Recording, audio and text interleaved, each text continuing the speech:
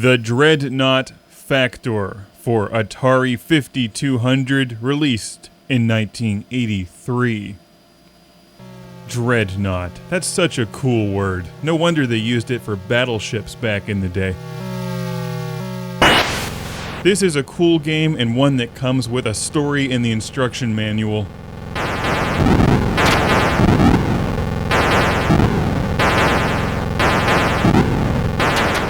Let's read this.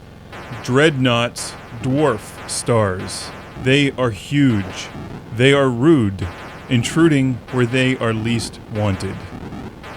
You know, you could probably call a dreadnought that destroys planets and stuff many things, but I'm not sure if rude is really the word they're going for. Perhaps more ruthless. Rude would be like the dreadnought flies into your galaxy, knocks over a few trees, holds up a liquor store, and then flies away. That would be rude and inconsiderate.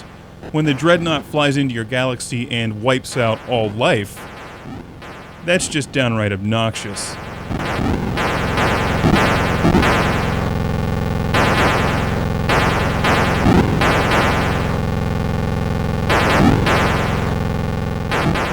The objective of the game is to disable and destroy all dreadnaughts. Failure will result in the negation of this galaxy.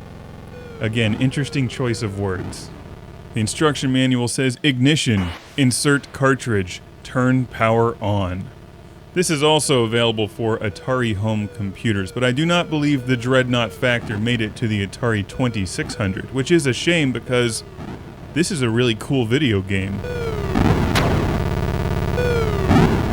Probably one that you missed unless you had a 5200 or Atari home computer back in the day.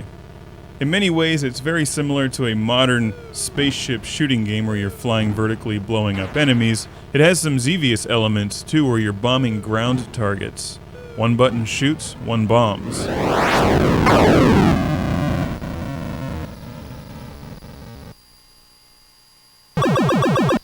And the challenge in the Dreadnaught Factor is to blow up as many of these giant dreadnaughts as possible without getting destroyed. The faster you blow them up, the more points you get, and there's numerous difficulty settings. I'm playing on difficulty setting 5, which is advanced. Difficulty setting 7 is classified as YGTBK. I'm not making that up. In fact, they explain it with an asterisk here as "You've got to be kidding."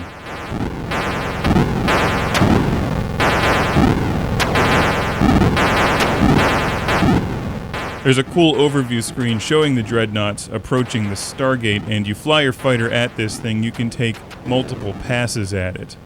The first time I would fly at this thing, I'd try to shoot out all the gun turrets because they're the most dangerous things on the dreadnaughts. The enemy gunfire is quite fast and dangerous. The Atari 5200 controller works very well in this game, by the way. It's not often you hear me say that. On my second or third pass, I would try to bomb all the vents and missile silos. In order to get rid of the dreadnought, you have to blow up all the vents. The difficulty setting determines how many dreadnoughts are in the convoy. In the advanced setting, there's 10. For "You've got to be kidding me," there's 100. I found advanced to be a fairly good challenge. I could probably step it up one more with some more practice, which I may do because this game is pretty cool. It has giant spaceships. The controls are fairly decent. It plays like Xevious in many ways. And you know, there's just something about blowing up rude Star Destroyer-like dreadnaughts that puts me in a good mood.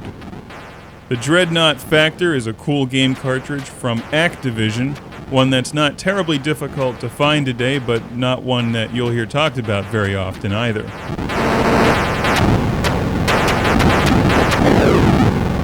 It's a shame we could use a remake of the Dreadnaught Factor.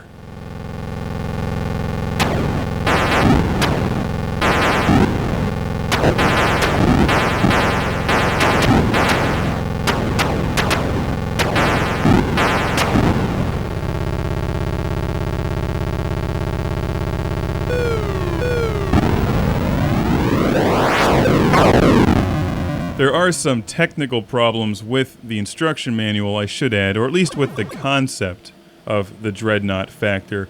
The first line of the instruction manual says, "Dreadnaughts, dwarf stars."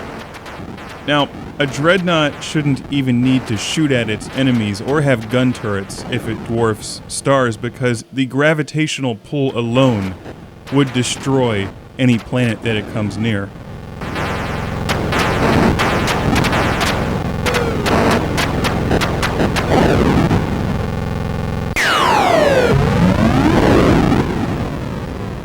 That would have probably been much more challenging to program a video game based upon those concepts of entering one's solar system to destroy their planets by throwing off their orbit.